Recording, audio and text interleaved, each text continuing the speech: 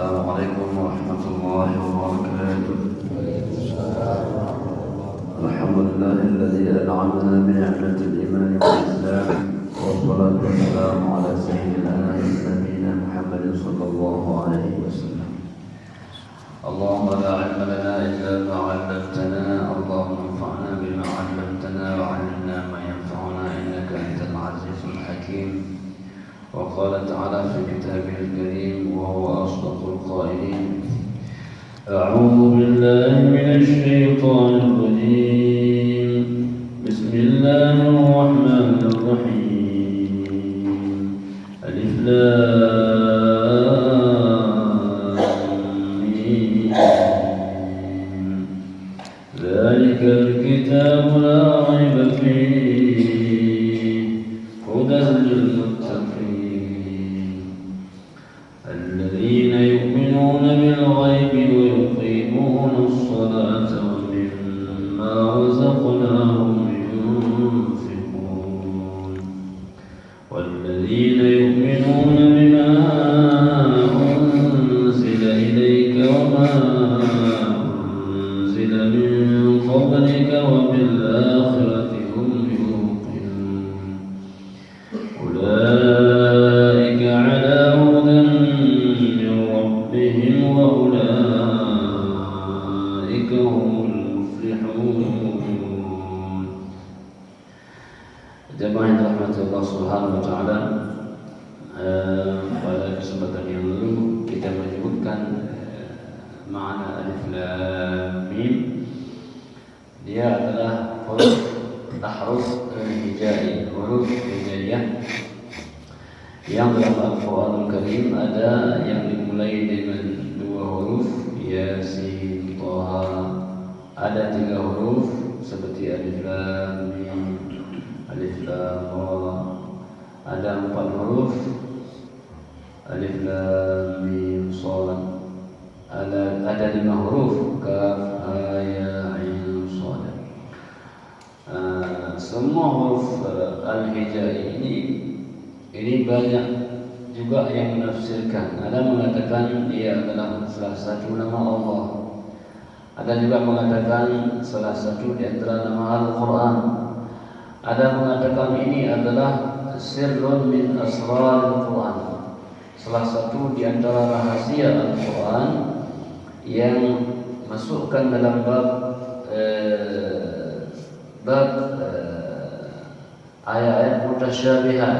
Artinya manusia tidak mengetahui makna hakikatnya, tetapi rahasianya atau faedahnya adalah ini adalah intibah, untuk memberikan perhatian kepada manusia bahawa setelah lafaz ini akan disebut sesuatu yang besar, sesuatu yang agung, sesuatu yang penting. Maka kalau orang-orang Arab disebut alif lam mim akan tersentak bahawa setelahnya akan ada informasi penting. Apa informasi penting itu? Semua surah yang dimulai dengan ahruf al-hijai atau al-ahruf al-muqatta'ah atau huruf yang terpotong-potong itu menjelaskan tentang pentingnya Al-Quran, tentang fadilahnya Al-Quran, tentang faedahnya Al-Quran. Dapat kita pastikan Yasin wal Qur'anil Hakim, Taha ma anzalna 'alaikal Qur'ana litashqa, alif lam mim, Allahu la ilaha illa huwal hayyul qayyum, nazzala 'alaikal kitaba. Jadi semuanya menyebutkan tentang pentingnya Al-Quran. Kemudian demikian halnya dalam surah ini, jemaah yang dirahmati Allah. Surah pertama alif lam mim, surah kedua Zalikal Kitab. Ini Al-Kitab, menyebutkan Al-Kitab. Al-Kitab adalah Al-Quran. Zalika isim isyarah atau kata penunjuk, lil ba'id, sesuatu yang jauh. Zalika itu ba'id, al-ghaib, yang jauh. Kenapa Al-Quran ditunjukkan dengan isyarah dzalika? Kenapa disebut dengan yang jauh? Lirtifa'i martabati, karena tingginya martabat Al-Quran, karena tingginya kehebatan Al-Quran. Maka isyarah ini, kata mufassir, untuk menunjukkan kehebatan, keagungan Al-Quran yang tidak akan mampu dibuat, disentuh atau dihasilkan oleh indera yang mahsus, oleh indera yang dapat diraba. Jadi oleh karena itu jamaah yang dirahmati Allah Subhanahu wa taala, ini di antara rahasia zalika. Yang kedua, ada juga mengatakan zalika isyarah lil ba'id, menunjukkan jauh. Itu adalah karena Al-Quran sebelum diturunkan ada di Lauh Mahfuz. Itu adalah jauh dalam pandangan manusia. Maka kemudian Allah turunkan ke bumi, baru ini Al-Quran. Waktu diterjemahkan ini, tapi hakikatnya itu yang jauh, karena ketika diturunkan maka dia menjadi dekat dengan manusia. Jadi zalikal kitabula, mungkin dalam terjemahan disebut ini, karena isyarah yang jauh di Lauh Mahfuz ketika Allah turunkan kepada baginda sallallahu alaihi wasallam, bacakan kepada kita, maka Al-Quran menjadi dekat dengan kita. Al-Quran menjadi bahagian dari kehidupan kita. Al-Quran ketika ditanya kaifa khuluqun Nabi sallallahu alaihi wasallam, bagaimana akhlak Nabi sallallahu alaihi wasallam, maka Aisyah menjawab, khuluquhul Quran, akhlaknya adalah Al-Quran. Jadi dekat dengan kita. Zalikal kitab, al-kitab, alif lam ta'rif, ma'rifah. Ma'rifah mana yang kita kenal, yang diketahui pasti. Al-kitab adalah Al-Quran karena digunakan alif lam. Tapi kalau kitabun saja, itu kitab mana saja. Tapi ketika itu al-kitabu, ada definitifnya, pembatasnya, maknanya adalah Al-Quran. Ini Al-Quran. La raiba fi, la tidak, raiba ragu. La raiba ay maknanya la syakka, tidak ada keraguan. Isinya, kandungannya, lafaznya. Jadi Al-Quran adalah mu'jizat lafziyah. Jadi Al-Quran kehebatannya termasuk lafaznya, tidak bisa digantikan. La tabdila li khalqillah wa tammat kalimatu rabbika sidqan wa 'adlan. Telah sempurna kalimat-kalimat Allah, sidqan, kebenarannya, wa 'adlan, keadilannya, keseimbangannya. Oleh karena itu jemaah yang dirahmati Allah Subhanahu wa taala, Al-Quran la raiba fi, tidak ada keraguannya. Jadi oleh karena itu maka Al-Quran terhitung huruf-hurufnya. Bismillahirrahmanirrahim. Itu jumlahnya 19 huruf. Disebut dalam tafsir Al-Qurtubi, apa fadilah 19 huruf? Kata beliau, setiap huruf itu akan melindungi manusia dari satu malaikat yang menjaga neraka. Alaiha 19. Neraka ini dijaga oleh 19 malaikat. Maka orang yang membaca Bismillahirrahmanirrahim akan terjaga dari 19 malaikat yang menjaga neraka. Zalikal kitabu, ini Al-Quran, la raiba fihi, tidak ada keraguan di dalam.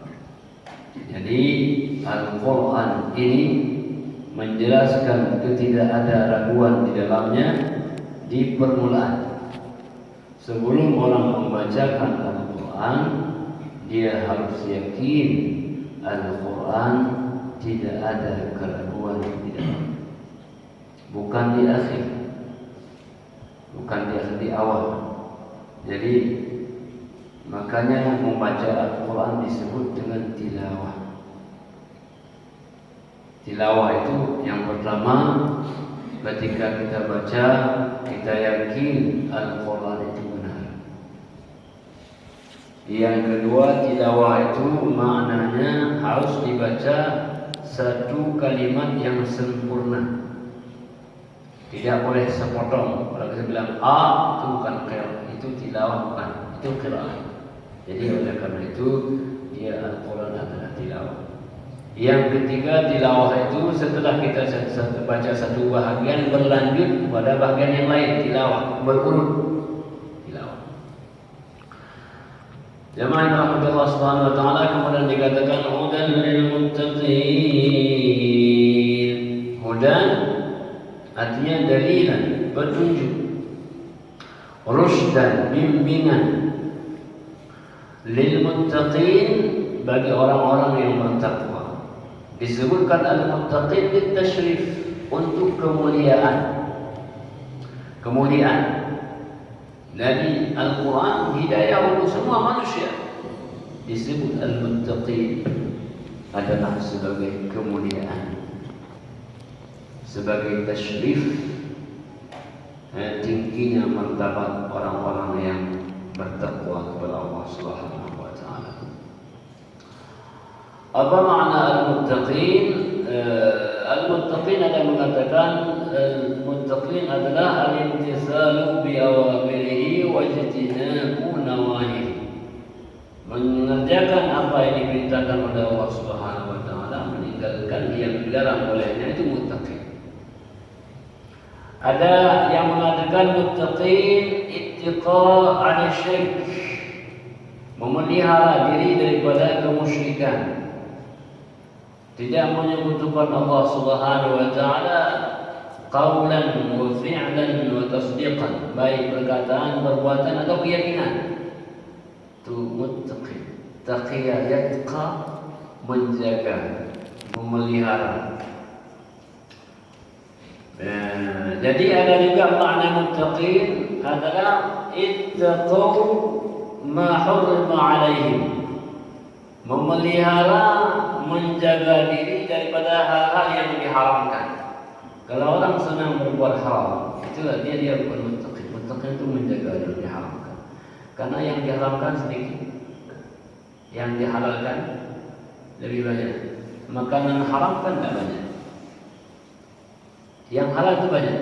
Tapi orang masih juga senang kepada yang haram, walaupun yang halal banyak. Maka orang muttaqin dia ini haram, ini syubhat. Nabi mengatakan al-halalu bainun wal haramu bainun wa ma bainahuma umurul mushtabihat. Yang halal jelas, yang haram jelas. Di antara keduanya adalah syubhat, sama-sama. Man ittaqa min syubhat, orang yang dapat menjaga diri daripada yang syubhat itu, maka dia murnilah agamanya. Bukan hanya yang haram, yang syubhat saja itu mesti dijauhkan.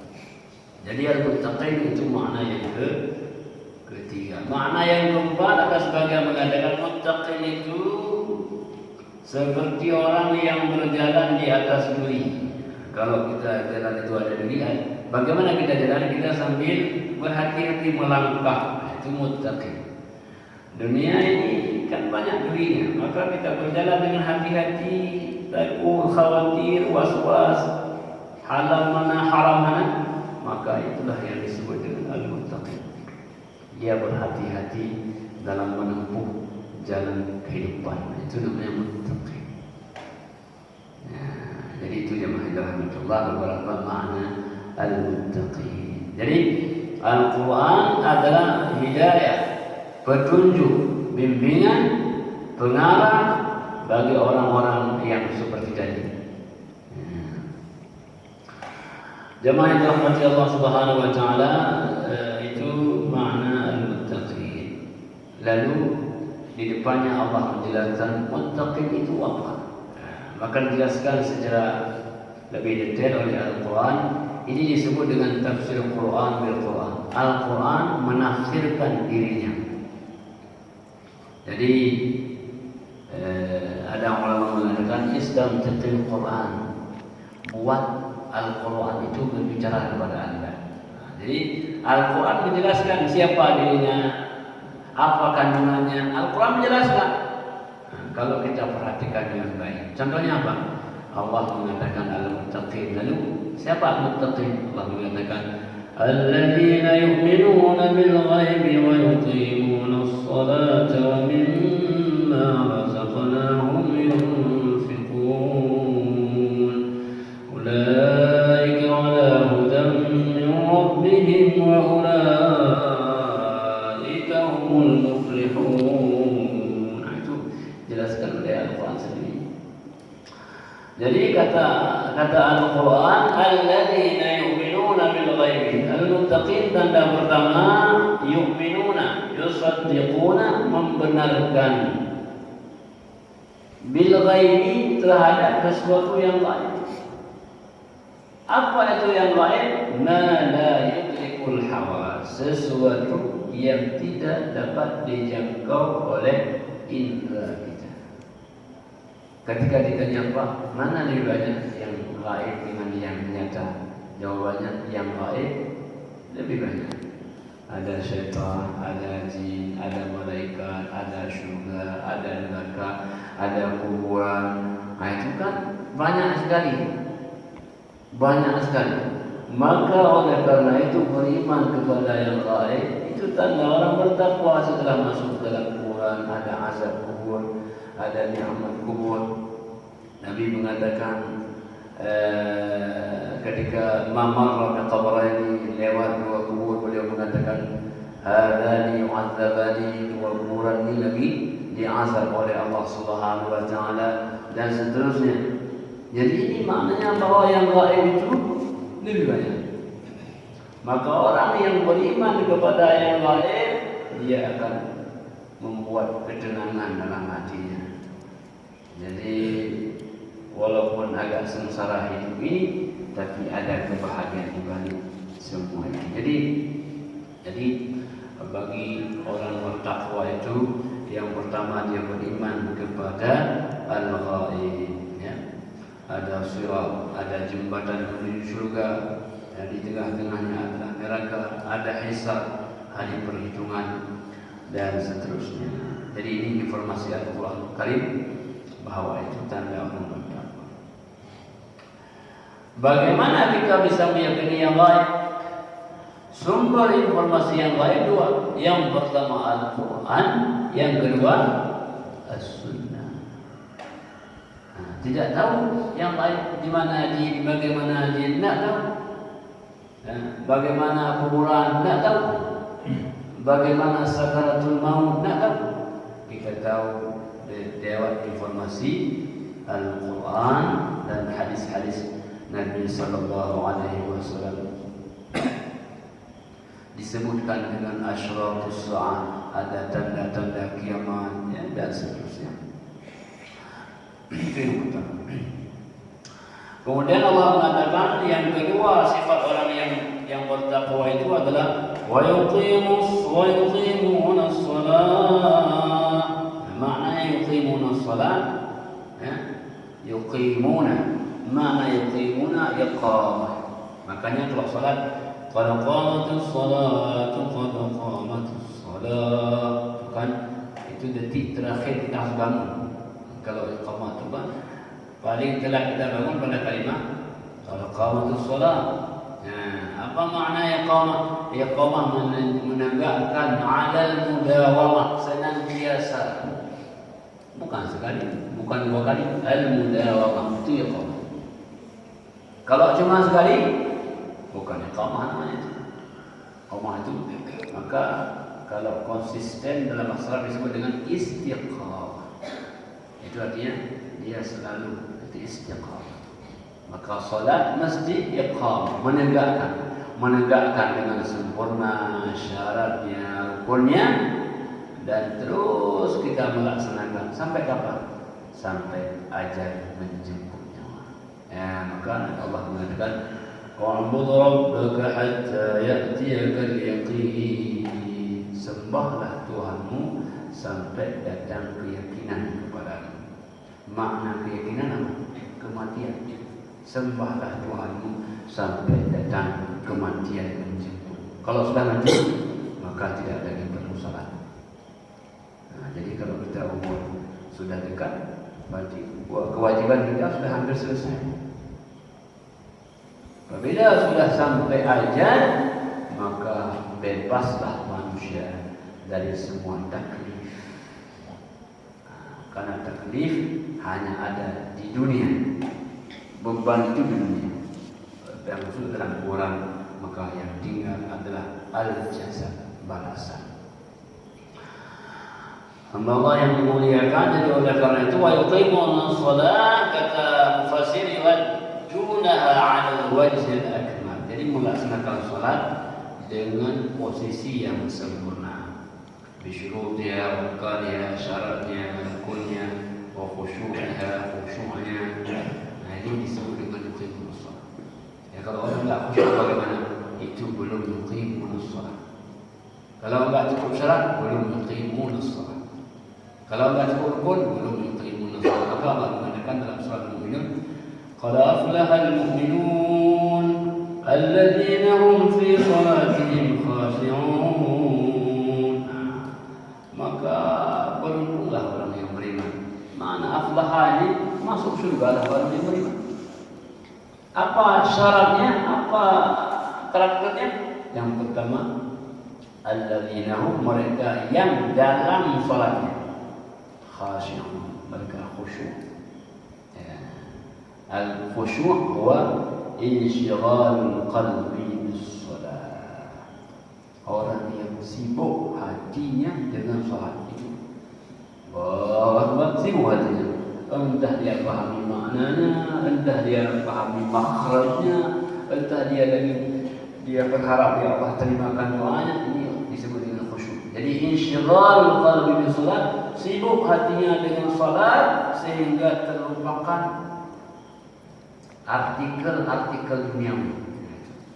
Lupa dia akan makan, lupa minum dia, lupa dunia dia. Ketika Allahu Akbar, sibuk dengan salat. Kalau sudah sibuk dengan sesuatu, maka melupakan sesuatu yang lain. Itulah disebut dengan khusyuk. Tapi kalau salat masih sibuk dengan di luar salat, maka belum khusyuk karena insyighalnya sibuk. Maka kita usahakan bagaimana supaya salat bisa tersibukkan dengannya. Nah, itulah khusyuk. Maka ulama beliau menyandingkan ada khudu', ada khusyuk. Ada khudu', ada khusyuk. Apa maknanya? Khudu' itu adalah ketertundukan badan kita. Fokus kita, maka ketika salat wajah kita atau pandangan kita ke tempat sujud, badan kita khudu', maka hati kita khusyuk. Jadi khudu'nya badan, tertunduknya badan akan menyebabkan khusyuknya hatinya. Jadi ada hubungan. Jemaah yang dirahmati Allah Subhanahu wa taala, wa yuqimuna shalah, jadi oleh karena itu ini ciri yang kedua adalah menegakkan salat. Kata Ibnu Abbas, iqamatus shalah itmamu ar-ruku' was-sujud wat-tilawah wal-khusyuk. Kata beliau, makna mendirikan salat sempurna rukuknya. Terus jangan rukuk kita kadang-kadang agak ke bawah ya, melengkung. Terus berarti 90 derajat, kalau kita apakan 90 derajat. Terus ya. Kalau orang yang kepalanya agak ke bawah, maka tidak sempurna. Atau agak ke atas, tidak sempurna, tapi lurus. Kemudian sempurna sujud. Bagaimana sempurna sujud? Sujud ala sab'ati a'dha. Sujud di atas 7 anggota badan. Atas dahi kita 1, 2 tangan, 3, 2 lutut, 5, 2 ujung kaki, 7. Orang yang tidak melaksanakan sujud di atas 7 anggota badan, maka belum yuqimunas shalah, kata Ibn Abbas. Kemudian wat tilawah, membaca dengan tilawah dengan bagus, dengan sempurna, Fatihahnya khusyuk, tadi insyiralul qalbi bis shalah. Jadi ini baru disebut dengan yuqimunas shalah. Artinya tidak banyak orang yang bisa melakukan yuqimunas shalah. Itu menurut pendapat Ibn Abbas. Maka usaha kita secara bertahap terus wa yuqimunas shalah. Kemudian yang dirahmati Allah, tanda yang ketiga, wa mimma razaqnahum yunfiqun. Wa min litab'id, dan sebahagian dari apa yang telah kami berikan kepada mereka. Apa yang Allah berikan? Harta. Karena salah satu kecenderungan manusia adalah kepada harta, sehingga harta dalam bahasa Arab disebut dengan malun. Bermakna malun itu ada mengatakan daripada muyul, ada kecenderungan manusia kepadanya. Ketika orang tidak cenderung lagi kepadanya, tidak lagi disebut harta. Ada kereta kita sudah keropos, taruh di mana saja itu bukan lagi harta. Kenapa? Karena tidak ada lagi kecenderungan kita kepada benda itu. Tapi kalau cenderung, kita jaganya di mana? Nah, itu cenderung itu masih ada. Tapi kalau sudah kita biarkan, itu tidak lagi ada. Jadi Allah mengatakan, wa mimma, dan sebahagian dari apa yang kami ini menunjukkan litta'zim. Kami apa? Litta'zim. Keagungan Allah Subhanahu wa taala memberikan kepada kamu wahai hamba-Ku sebagai tanda keagungan Allah Subhanahu wa taala. Wa huwa yut'im wa la yut'am. Allah yang memberi, tidak diberi. Kalian hanya bisa menerima, kalian tidak bisa memberi kepada Allah Subhanahu wa taala. Jadi ini kita kalau dapat harta itu menunjukkan keagungan Allah Subhanahu wa taala, maka kita perlu bersyukur. Ada sujud syukur, ada mengucapkan alhamdulillah, agar kita merasa ini adalah keagungan Allah Subhanahu wa taala. Jadi wa mimma razaqna, dan dari apa yang telah kami rezekikan kepadamu, telah kami berikan kepadamu wahai hamba-Ku, yunfiquna, mereka itu orang-orang yang bertakwa. Yunfiqun, dia mengeluarkan hartanya. Jadi orang yang tidak mengeluarkan hartanya itu bukan orang bertakwa di benda, itu bukan orang bertakwa. Orang bertakwa sebahagiannya dia keluarkan, ada hak-hak orang lain. Wa fi amwalihim haqqun lis-sa'ili wal mahrum. Dalam harta mereka, siapa mereka? Orang kaya. Siapa orang kaya? Orang yang ada harta. Maka dalam harta mereka itu ada hak orang yang minta-minta dan hak orang yang tidak minta-minta. Ada hak mereka. Kalau orang tanya, ada apa urusan hak mereka pada harta kami? Karena ada harta kita adalah lewat mereka. Ada penjual, mesti ada pembeli. Ada ada yang kita melayani, ada yang dilayani, ada interaksi dengan orang, itulah akan menunjukkan harta ini. Maka kita tidak bisa mengatakan ini kan harta saya. Iya, tetapi dalam harta kita ada hak. Jadi jemaah yang dirahmati Allah Subhanahu wa taala, wa mimma razaqnahum, dari apa yang sebahagian apa yang telah kami berikan, mereka itu berinfak. Makna berinfak adalah mengeluarkan harta itu, baik namanya nafkah wajib kepada keluarganya dan sebagainya, atau sedekah. Sedekah itu bisa bermakna zakat. Zakat wajib ya. Khudz min amwalihim sadaqatan tutahhiruhum wa tuzakkihim ya. Ambillah hai Muhammad dari mereka sedekah, zakat. Kenapa kau ambil? Untuk menyucikan, tutahhiruhum wa tuzakkihim, dan untuk membersihkan. Jadi kalau tidak keluarkan zakat, kotorlah dia. Hartanya kotor. Kalau harta kotor, dia kotor juga karena makan kotoran. Ini ada atas 1 miliar. tidak kita keluarkan zakat. Jadi gara-gara 2,5% semua jadi kotor.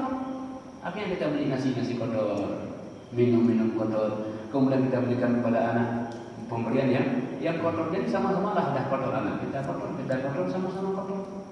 Nah, maka ambil dia untuk membersihkan harta 2,5%, 1/10. Angka yang kecil sekali kita keluarkan untuk membersihkan itu. Maka baginda sallallahu alaihi wasallam, Banu Abdul Muttalib, Banu Hashim tidak boleh makan zakat. Kenapa? Karena zakat adalah pembersihan. Dia kotoran orang.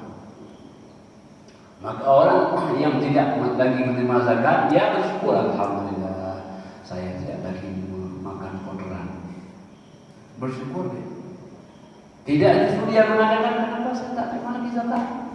Nah, artinya bahwa dari Amir telah menempatkan dia orang yang bersih. Sekarang saya sudah bersih, tidak lagi makan kotoran. Nah, jadi itu jemaah yang telah mencoba. Wa mimma razaqnahu. Maka oleh karena itu, bagi-bagi kita keluar 2.000, 1.000 itu untuk apa? Untuk tadi, untuk membersihkan 1.000, 2.000. Maka Nabi sallallahu alaihi wasallam kadang-kadang bertanya, siapa di antara kalian yang hari ini sudah keluarkan sedekah? Maka Abu Bakar bilang, saya ya Rasul. Mengeluarkan sedikit harta bagi-bagi itu penting sekali.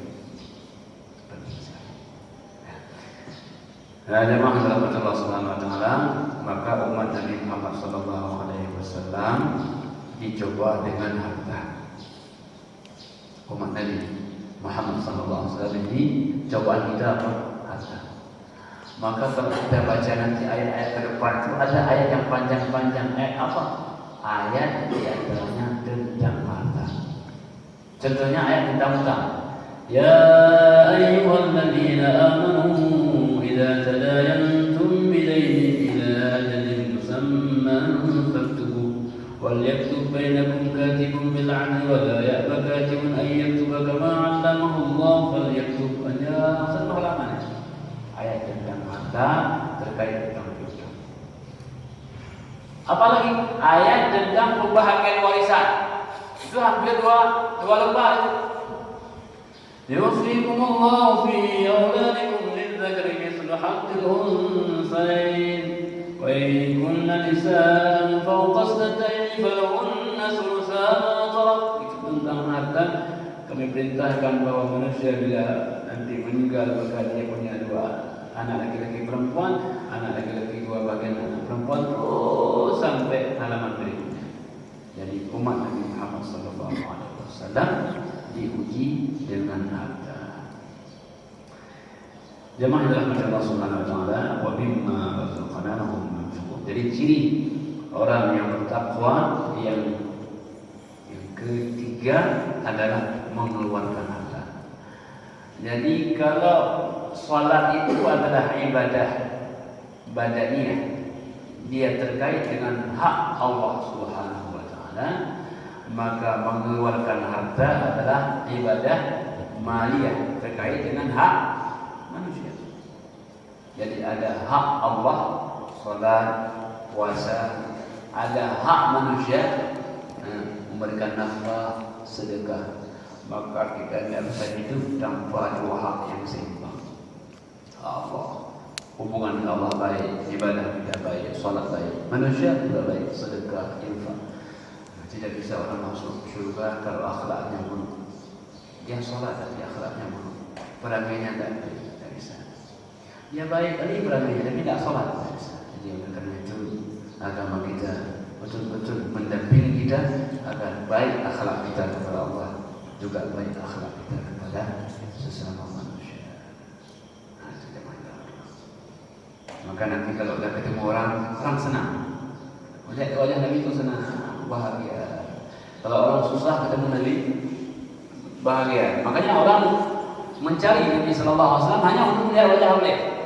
Walaupun tak sempat ngomong, tapi cukup dengan melihat wajah Nabi sallallahu alaihi wasallam, maka muncullah kebahagiaan. Jadi luar biasa pancaran sinar baginda sallallahu alaihi wasallam dalam muamalah beliau kepada sesama manusia. Maka dengan rahmatullah kata Ibnu Katsir, kathiran ma yaqrinu ta'ala baina as-salat wal infaq min al-amwal. Kata Ibnu Katsir, banyak sekali Allah Subhanahu wa taala mendampingi antara salat dengan infak. Ya, banyak sekali. Kenapa? Lianna salata haqqullah, karena salat adalah hak Allah. Ya. Wa hiya mustamilatun ala tauhidih wa tamjidih wa tsana'ih. Mencakup kepada tauhid kepada Allah, memuliakan Allah, memuji Allah Subhanahu wa taala. Wal infaq huwa al-ihsan lil makhluq. Sedangkan infak adalah berbuat baik kepada makhluk. Itu adalah haqqul 'abd, hak daripada hamba Allah Subhanahu wa taala. Baik terkait dengan nafkah wajib, kepada zakat-zakat yang diperintahkan oleh Allah Subhanahu wa taala. Jemaah rahmat Allah Subhanahu wa taala, mungkin pada semua ini kita beberapa ayat yang kita bacakan. Sebelum kita akhiri, mungkin ada pertanyaan atau diskusi terkait dengan tafsir yang kita bacakan tadi. Halo, zakat itu sudah jelas dari jumlah yang sudah kita. Jadi infak dengan sedekah itu apa bedanya? Ya. Jadi kalau zakat sebenarnya ditentukan oleh Allah Subhanahu wa taala kadarnya, kapan kita keluarkan, kepada siapa kita keluarkan. Sedangkan sedekah itu adalah pemberian sunnah. Tidak ada kadarnya, boleh diberikan kepada siapa saja, baik dia orang kaya atau orang miskin. Sedangkan zakat adalah malun ma'lumun, ya, makhsusun, harta yang khusus yang diberi, yang diambil secara khusus dan diberikan kepada orang-orang yang khusus. Ada 8 jenis itu. Sedekah tidak, pemberian sukarela tanpa mengharapkan balasan, semata-mata karena Allah Subhanahu wa taala, itu sedekah. Sedekah. Al-infaq mengeluarkan harta. Mengeluarkan harta itu, kalau yang wajib kita keluarkan harta kepada siapa? Kepada orang-orang yang telah bebankan, Allah bebankan kepada kita tanggung jawab. Kepada istri kita, kepada anak kita, kepada ayah kita, kepada mama kita. Itu infak wajib, pengeluaran wajib yang telah Allah berikan kepada kita. Kenapa Allah tidak menentukan kadarnya? Wahai manusia, berikan kepada mereka, makanlah. Berikan kepada mereka makan sebagaimana apa yang kamu makan. Berikan kepada mereka pakaian apa yang kamu pakai. Jadi kalau infak ini bagaimana? Infak kepada keluarga kita sesuai dengan apa yang kita miliki. Zakat adalah harta yang lebih dari kita yang sudah mencapai nisab dan sampai haul, sampai tauhid. Infak tidak demikian. Infak kepada keluarga sesuai dengan kemampuan kita. Jadi oleh karena itu, wa 'alal mauludi lahu rizquhunna wa kiswatuhunna bil ma'ruf. Bagi seorang ayah, kan kita ini seorang ayah, maka kewajibannya memberikan nafkah kepada al-maulud, kepada anaknya, bil ma'ruf, sesuai dengan yang ma'ruf. Berapa haknya dia makan, ya? 10.000, 15.000, maka kita berikan kepada mereka. Ya, jadi maka oleh karena itu Nabi mengatakan, berikan kepada mereka makanan apa yang kau makan. Pakailah mereka pakaian apa yang kau pakai. Jadi itu standar. Jadi bagaimana dengan orang berinfak kepada pembangunan itu? Kan tidak menyangkut dengan itu. Kadang-kadang walaupun namanya infak itu kan juga bermakna sedekah. Bisa bermakna sedekah. Karena makna infak ini kan artinya kita mengeluarkan sesuatu yang kita miliki. Ada yang bermakna wajib, ada yang bermakna sunnah. Maka yang bermakna wajib itu adalah zakat, itu adalah infak kepada keluarga kita. Adapun yang sunnah kepada anak yatim, fakir miskin, pembangunan dan sebagainya. Nah, jadi itu ada bermakna sunnah, ada yang bermakna wajib. Yang wajib ada yang ditentukan kadarnya, ada yang tidak ditentukan kadarnya. Yang ditentukan kadarnya zakat, yang tidak ditentukan kadarnya adalah infak kepada keluarga kita sesuai dengan kemampuan kita. La yukallifullahu nafsan illa wus'aha. Allah tidak membebankan kita kecuali sesuai dengan kemampuan kita. Maka istri tidak boleh membebani suaminya di atas kemampuan suami. Tidak boleh. Kabar saya. Bahwa salah satu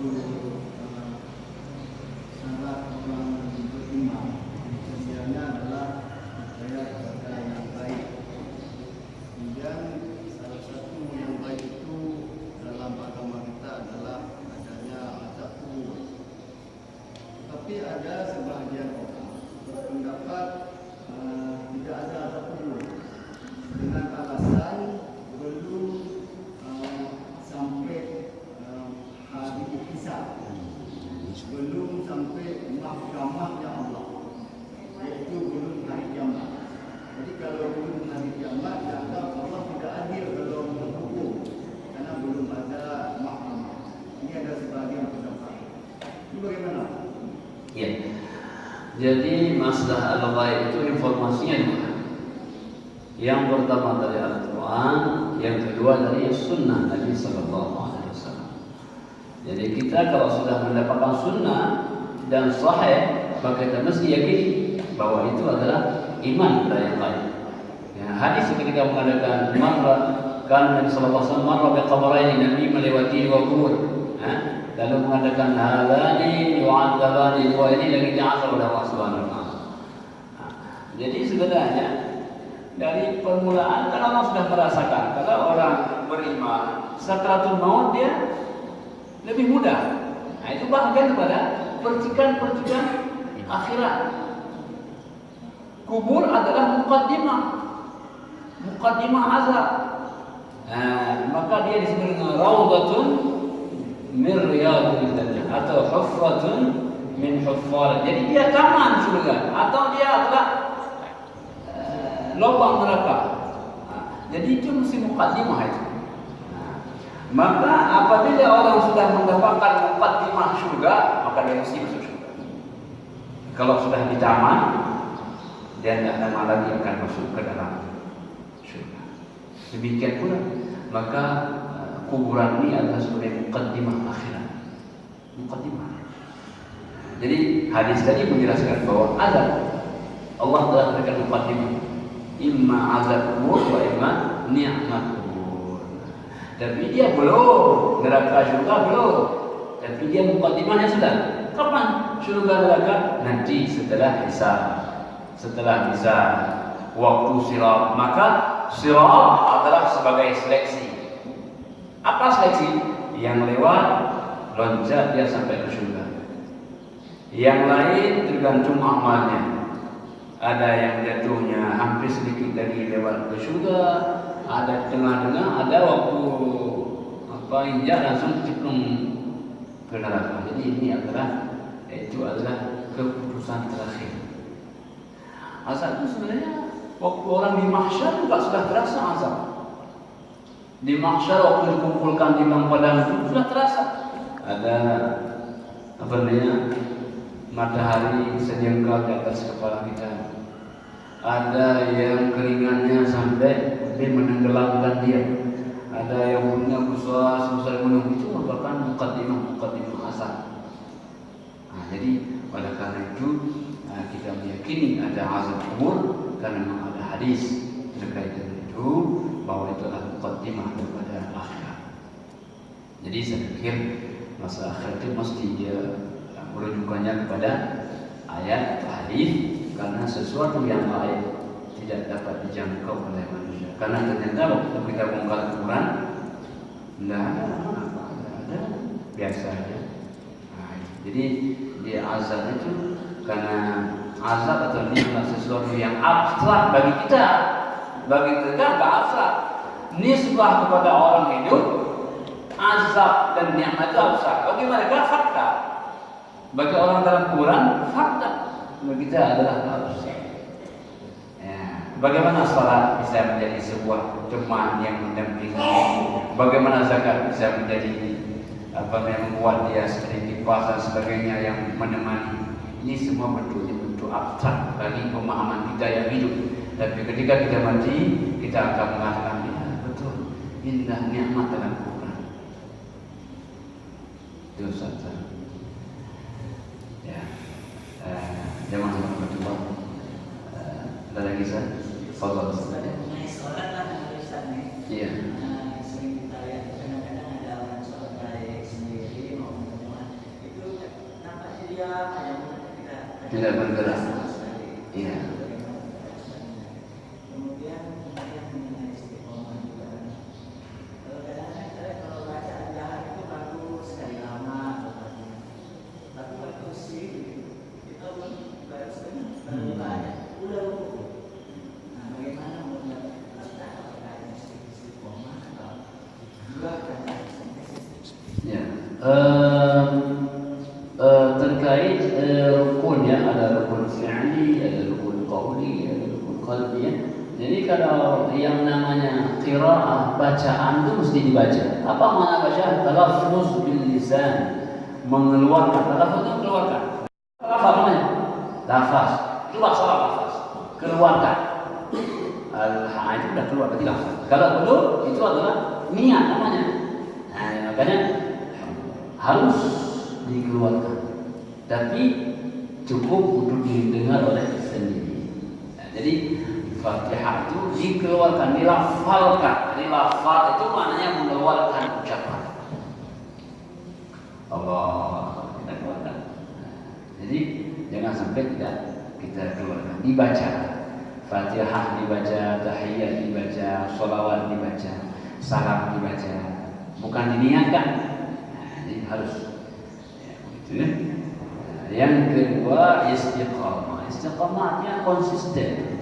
Khairul a'mali dawamuha, sebaik-baik amal itu amal yang terus menerus. Wa in qata, walaupun sedikit banyak, pendek banyak bukan ukuran. Tetapi apakah begitu setiap hari? Nah, itulah istiqamah. Jadi ukurannya pada berapa lama beliau mengerjakan seperti itu. Biasanya orang setiap baca qul huwallahu ahad, tapi dia istiqamah dengan kalimat itu. Jadi maksudnya istiqamah itu dia terus menerus, bukan hanya 1-2 hari, tapi setiap hari. Orang nafkah 1000 kan, 1000 masuk masjid, sholat 1000 hanya istiqamah. Ini bapak ini istiqamah sedekah. Berapa? Allah nggak tanya berapa, hanya istiqamah. Ya, istiqamah itu ya walaupun 1000 dia ikhlas, Allah akan ganti. Jadi oleh karena itu nilai istiqamah itu besar. الذين قالوا ربنا الله ثم استقاموا تتنزل عليهم الملائكة ألا تخافوا ولا تحزنوا وأبشروا بالجنة التي كنتم توعدون. Orang-orang yang mengucapkan Tuhan kami adalah Allah, kemudian istiqamah, konsisten, dia tidak berubah-ubah itu, maka malaikat akan turun kepadanya. Kapan? Waktu dia sakaratul maut. Kata sebagian fasih. Kata malaikat, tidak takhaf, jangan takut. Orang kalau meninggal takut. Bagaimana takut? Bagaimana dia mengurangi macam mana? Kan kita teringat. Kita tidak pernah melihat bagaimana orang teringat. La takhaf, jangan takut. Allah sudah menyiapkan kamu keindahan, kenikmatan syurga. Wala tahzanu, kamu lihat anak-anak sedih, jangan sedih. Kan kita melihat anak-anak kita di depan kita kan begitu. Sedih cucu kita. Kakek abi kan begitu. Jangan sedih. Nah, jangan sedih. Allah sudah menjaga dia. Wa abshiru bil jannati allati kuntum tu'adun. Berikan kabar gembira bahwa syurga telah Allah siapkan. Jadi istiqamah, konsisten, istiqamah terus menerus, tidak berhenti untuk istiqamah. Alhamdulillah, teman berkat Allah. Demikian kajian kita pada subuh ini.